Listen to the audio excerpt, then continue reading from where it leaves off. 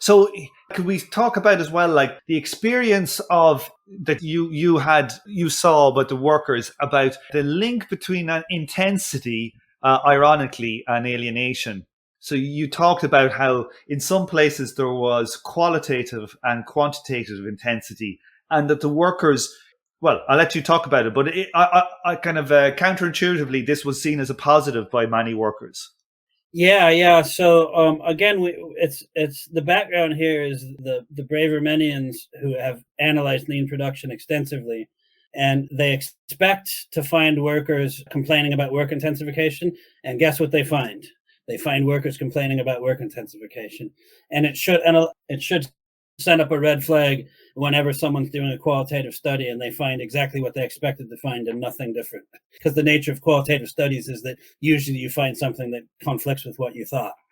They insist that lean production, that all workers under lean production experience work intensification. So I went in and I asked directly, so are you working harder under lean production? And I just started. I had a whole set of questions, and off the top of my head, I won't get it exactly right, but out of the 59 workers, and then I had to make this distinction between quantitative and qualitative work intensification. And quantitative is simply where you're physically working harder. You have less breaks and you have more intense work and physical demands. And qualitative intensification is where they're asking you more to think, to use your brain, to use your mind. And so this is things about having to be involved with concerns about quality. And sometimes it's about running two machines, but it's less. Running two machines isn't physically harder, but it's mentally harder because you have to pay attention to two different things. And so it's more qualitative than quantitative. And I asked every worker, and I think that one worker complained of one out of 59 complained of having to work harder. And something like 9 of them said, oh, I actually enjoy it better because it used to be so boring. And now that I've got to use my head a little bit, the time flies by quickly and I enjoy it more. So something like 9 or 10 of them said that they thought that qualitative work intensification improved their job from the very boring tailorist job that they used to have. And then the bulk of them, whatever it was, like 50, 40, 48 of them or so, said no difference really in intensity. And then, of course, the critics, like Bob Carter is a Bravermanian Marxist over here in Britain who's published a hatchet job on my book in International Socialism. And they basically just deny it. They're like, no. It's like, what can you say? It's a 30,000 word chapter or 20,000 word chapter just in the voices of workers. And the reviews, they're like, well, no, either these workers didn't understand, or he didn't ask the right question, or maybe it was like that, but now it's not like that anymore. I mean, it's crazy to see these critics of mine just refuse to acknowledge that lean production can be implemented without work intensification. Yeah, well, I think it's probably a good sign that you're getting people doing 30-page hit jobs or hatchet jobs. Yeah. It is. I mean, it's nice. It's better than being ignored, I guess, right? Right. It means that somebody's reading it and having to think about it. What's interesting is in it that you talk about the general, and I think you're getting this from, not that I've read the literature at all, but I think from the kind of regulation school of the framework within which one of these kind of, I don't know, what's the correct term, like logics of production. Do you want to talk a little bit about that? Yeah. So I have another stream of work that's not on work organization, which is on political economy, and it draws on this regulation theory literature, which regulation theory introduced the concept of an accumulation regime, which I usually refer to as a growth regime, which is the whole set of institutions that make up a society and determine how it operates. And so there was a Fordist accumulation regime that existed roughly from the 1900s, from the beginning of Ford through to the 1970s.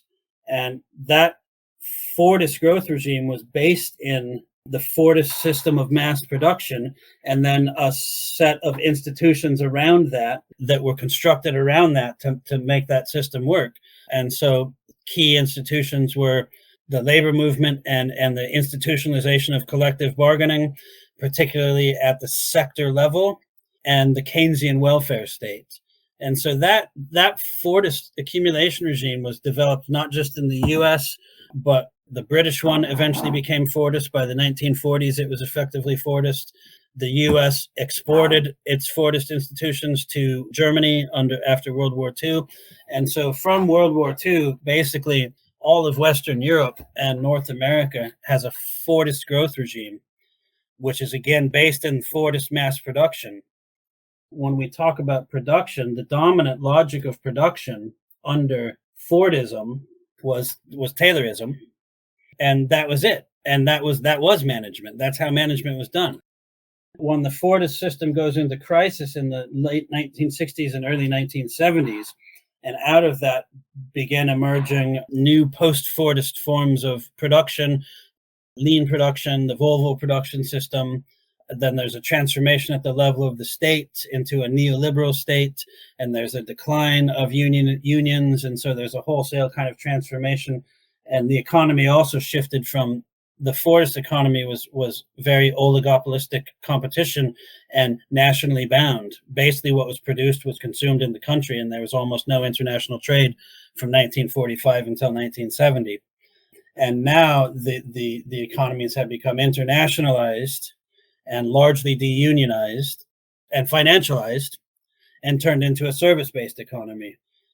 At the level of production and labor management, then this is when a new logic of labor management emerges, which is the empowerment logic, which is about teams and multi-skilling and participation in problem solving and decision making. But the Taylorist logic never went away, and many managers still think in terms of Taylorism, and Taylorism is still really influential. And this is what I mean when I talk about management being divided, that a manager has two choices. Should I do Taylorism or should I do team empowerment? Now, I think we didn't get to this originally when I was going over the argument at the beginning of the interview, but going back from we started with the contradictions between the forces and relations of production. And my argument is that this contradiction itself is manifest in the labor management relation, and that all managers everywhere face what I call the management contradiction. And that is, do I, as a manager, do I try to de-skill labor, or do I try to empower labor? And my argument is that contradiction always existed, because you do need worker skills to some extent, but also you want to de-skill them so you can control, and you want to minimize how much you have to pay them so you can profit. So that contradiction I call it a contradiction between ensuring discipline versus empowering labor. And this contradiction between disciplining labor versus empowering labor was largely suppressed during the Fordist growth stage. And what happens in post-Fordism is the manifestation or the activation of this contradiction. And I should say, just as a final thing, these stages, the growth regimes, can be thought of as growth stages, and these map onto Marx's original stage. So Marx said you had handicraft production, then manufacture, then large-scale production. And then Michel Eglietta, the regulation theorist from Paris, said what follows that is Fordism. And then what follows Fordism is post-Fordism. And here we are still in a post-Fordist era, and people are debating about whether we're now in a platform mode of accumulation or regime of accumulation. I don't think so, but we can talk about that if you want. Well, definitely imperialism wasn't the highest form of capitalism. We've learned that. We know that for sure. So, it's interesting because in the book you made the case about, as you go from this kind of, oligopoly, nearly a national capitalism competition between Peugeot and Renault, or between GM and Ford, internal big, large companies pumping out masses. But we saw this kind of idea of blaming, lean for intensification. But in the book, you say that the intensification came prior to the dispersal of lean, that it came as in a response to the kind of in globalization and the breakdown of those national kind of competition. Absolutely. And thanks for picking that up. And again, I hate to be constantly slagging other people off, but the Bravermanians insist that the source of work intensification is lean production. And it's just patently untrue. First of all, there's loads of excellent studies. There's studies by Francis Green, book-length studies. There's lots of other studies that show work intensification has happened across sectors. I can tell you as a professor, the work intensification has been getting worse every single year, and we haven't yet had lean production in our universities, although it's coming surely. Actually, they did start to introduce it when I was at King's, but that was right when I left, elements of it. But all occupations experience intensification, and this intensification started happening before lean production became the dominant manufacturing model. So in the Fordist era, let's just say from 45 to 70 in the West, when you had oligopolistic competition, there was a lot of room for profits there at the beginning until the profit rate started declining under the rising organic composition of capital, and indeed under a wage squeeze because labor got too powerful. I mean, got powerful enough that it started squeezing profits. But before the profit squeeze started, and before the profit rate started declining in the late 60s and early 70s, there were really high profits from 45 until at least for 20 years. From 45 for 20 years, all the countries in the West had really high profits. They had low levels of competition. So in the US, you had 3 car companies, and in Britain, you had probably 3. In France, you had 2 or whatever. And there was less competitive pressure on profits, and therefore less competitive pressure to squeeze wages and to intensify work. But so we need to bring in some classic Marxist crisis theory here, right? And I've got other work on this too. The profit rate decline starts in the mid 60s, and by the end of the 60s and the beginning of the 70s, profit rates, I know in the US and the UK and Germany, which are the countries I study, were down to like below 10%. And some of them started at like 30 or higher. The British profit rate was something like 40% at 1945. So you have a profit squeeze, and this profit squeeze, one impact of the profit squeeze was the outsourcing and the transformation into service societies. So the US started outsourcing its production first, and then Britain did, and Germany is only finally starting to deindustrialize. But many of these countries outsourced production, and what production was left was intensified. And then you had the service sector, but the service sector, many of the personal services are low profit margin anyway. So you have these low profit margin, high competition. It puts the squeeze on labor, and managers are trying to extract profits out of the labor of workers. And we actually see this at the macroeconomic level in other work I've done in many other people. There's been a shift at the macroeconomic level in all of the Western countries in the global North from a relatively high labor share of profits or of GDP to a declining labor share. So you can split up GDP into profits and wages. And the wage share or the labor share declined continuously in most countries across the 70s and 80s. Profits were recovered out of wages, and one of the means of doing that was extreme work intensification. Right. Again, predating lean. It's funny because you have some very interesting stats there on like why, like say for in car production, because it's so competitive, margins are low. You had something like the cost of a minute's downtime on a line is like $20,000 a minute or something. Yeah, it's millions of dollars a day. Right. And so this is a thing too. So most of the critics of lean who have studied it in auto assembly. And auto assembly is this very low margin sector where, again, a downtime will cost you, if you're down for a day, it's going to cost you millions. So there's intense pressures to intensify work there. And that's why you see lean production in auto. That is a shitty job. The auto assembly is a shitty job because it's so intense under lean production. But mostly what I studied was supplier factories where their margins were higher and their competitive pressures were lower. Right. Yeah. There's one thing you had there, like in the auto industry, there's something like the amount of rest seconds per minute is like you should be working 57 seconds of every minute active versus in the Fordist period, it was like 40 to 45, very Yeah. telling intensification stats. After reading a lot of the, I don't know how much, I'm reading a good bit of the TPS lean kind of literature. One thing that's fairly absent from the book, for good reasons, I think, you don't really mention something that's kind of highly emphasized if you read some of the literature, is things like the job guarantee. Can you just talk about that? What do you think the actual relevance of those, in our terms, Stephen Donald, reading the book and reading this literature, they seem to us kind of like, we call them kind of like a pseudo communist relationship, of work, where like you try and take away the chance of being fired from workers. Like if they are to improve, you try and make the relationship more like it would be in a socialist society. It's pseudo. Yeah. You can only survive within a highly profitable firm, but you don't seem to emphasize that element of the lean system much in the book.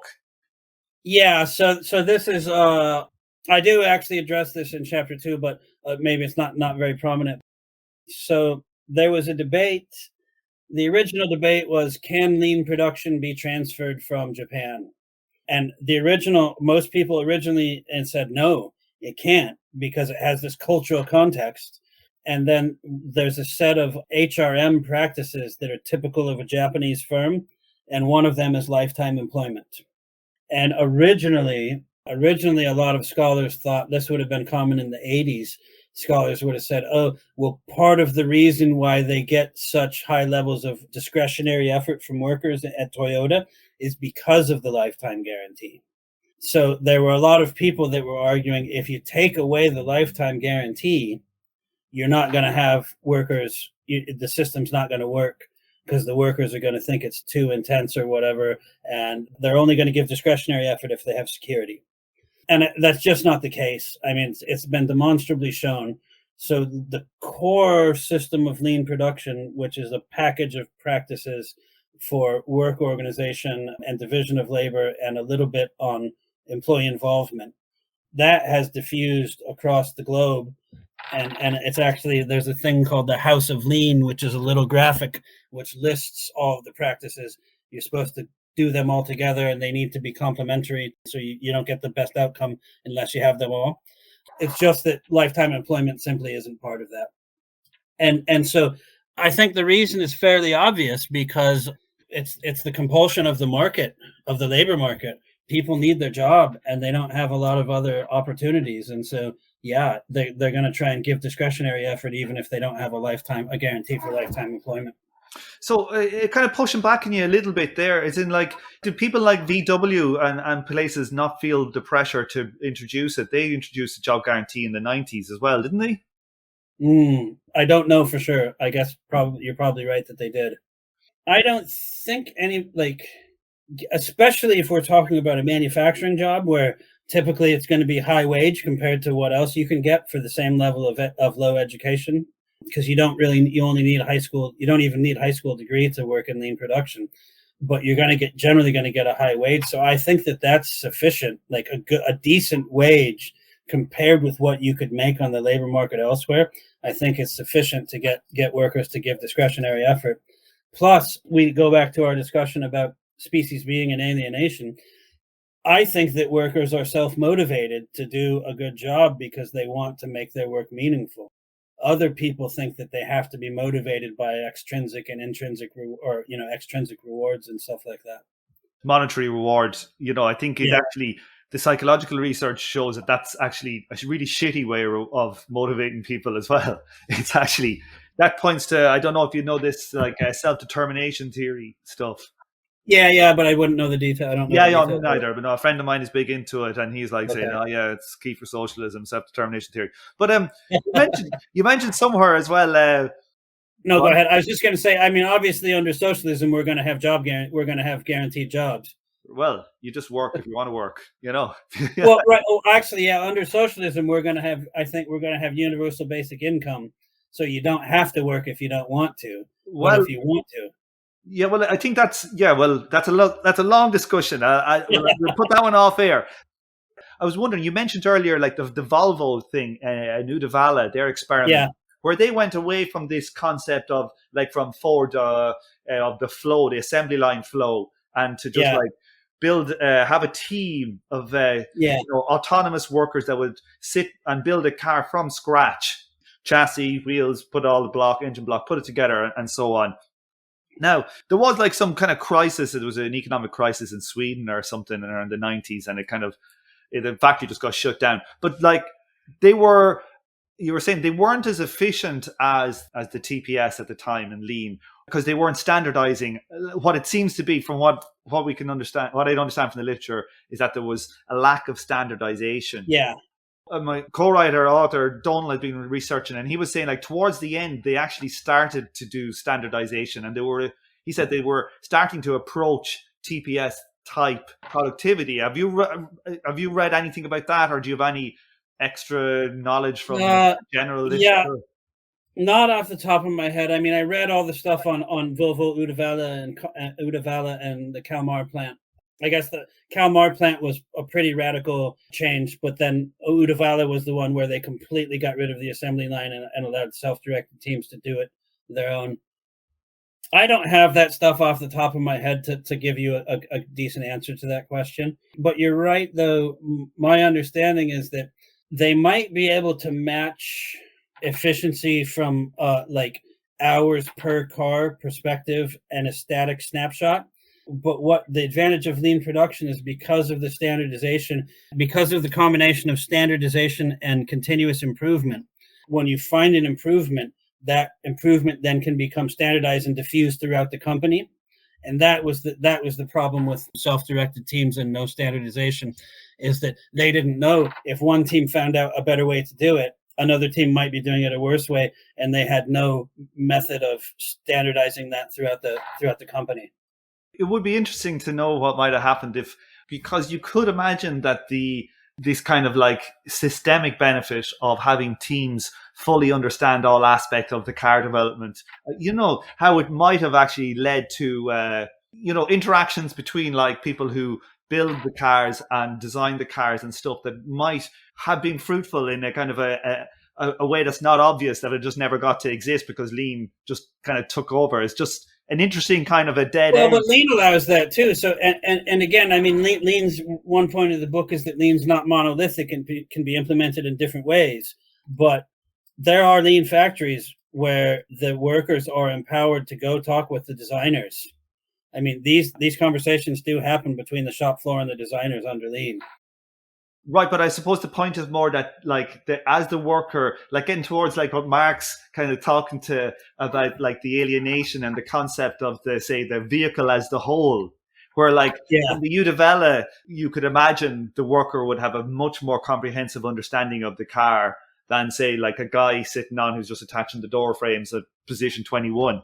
Sure, but what about a lean production worker who rotates across all the positions, but they're standardized? Well, that's good. Yeah. That is also very valid point. Yeah. I mean, I have to admit here that I'm a Taylorist in this one sense, that I do think there is a one best way. Generally, I think there is a best way to assemble a car, and therefore, if there is, that requires standards. And if you want to standardize the best way to do it, then you can't have full autonomy. Uddevalla in my opinion, could only ever have competed if it did standardize as well. Yeah, right. That's. I think that's just yeah. But it's interesting. So lean production has multiple levels of standards. One level is the standard work instructions, but then there's process standards as well. When you say process standards, what do you mean exactly? Yeah. So there's a process. It's not just. There's a process connecting the operations, right? And so just one example is a cellular production is a process which brings together different machines into a single location. So you go through but you go through it in the same order every time. And then there's all sorts of process things about, there's loads of process things. There's continuous improvement processes, single minute exchange of die, quick changeover. So there's processes all across the place. But one of the most powerful thing for lean production and its continuous improvement is the value stream map. and this is a form of process standardization. So, and this is where I think I have to think that lean outperforms self-directed teams, because if you have a process of producing, x number of operations to produce your product, if you map it all and you understand the process flow, and you'll find out, oh, here's a bottleneck here, and then we can fix that bottleneck. The process mapping itself is a standardization process. Right, and in a self-directed place, you would need a different value stream map for each collective of workers, because it's not a standard, essentially. Nearly. Well, I mean, I don't think a value stream map and a self-directed team are compatible. Right. Yeah. So in the book, I remember, I just note down here, there was a part in where you talked about, this might sound in a negative way. It's something that I say personally to people a lot, is that peer pressure can be a positive versus, say, a bureaucratic control. I was wondering if you could talk a little bit about in Lean, about how that works. Yeah, I mean, this is a tricky one. So again, the critics, there are even critics of self-directed teams, if you can believe that, because they say self-directed teams increase peer pressure, right? So there's this famous article, it's on self-directed teams. The author's name's totally skipping my mind, sorry. But the argument is basically this self-directed team, you give them a self-directed team and they just start policing themselves and increasing peer pressure on each other. And that's bad. And, I think I'm like you. I'm not 100% convinced that peer pressure is always a bad thing. Like if we compare it to, if peers in a self-directed team are able to develop their own norms and try and enforce them, is that better than a top-down managerial thing? I think probably it is, but it gets tricky because self-directed teams can introduce levels of peer pressure that introduce levels of work intensification. But I think I'm trying to remember what passage you're referring to. Okay. I don't remember peer pressure being a big issue according to the workers that I spoke with. From peer pressure, from a positive point of view, you're say you're living in a house share with some of your mates, you take turns to do washing up, and there is peer pressure. So you just do your washing up, right? So in that scenario, you don't say peer pressure is bad, and you would say like that it doesn't require like your landlord to come in and say, clean the dishes, guys. Right? Yeah, I think I agree with you on this point. I do remember now. So this factory manager that you were quoting, another quote, this is close to verbatim. He said, and it's right in this passage that you're talking about, but it's extended. He says, I think right before that, he says, I want these workers to be out there managing themselves in their own teams on the floor. And then he says, we're just getting started. So he actually wanted them to get into peer pressure. And I did have that note, but I don't think I took a strong position on it. And I think I agree with you that I guess peer pressure from peers is better than pressure from managers. Right. And, I suppose there's good. I suppose it's like anything, there's good and there's bad peer pressure too, So yeah. I tried to make that point that there was good and bad intensification, and I'm not sure how well it went over, but I think it is. I think a fair reading, it's pretty obvious. It's easy to do an unfair reading if you want to. But Matt, thanks very much for that. Is there anything else that you'd like to say to wrap up, or that we didn't cover, or whatever?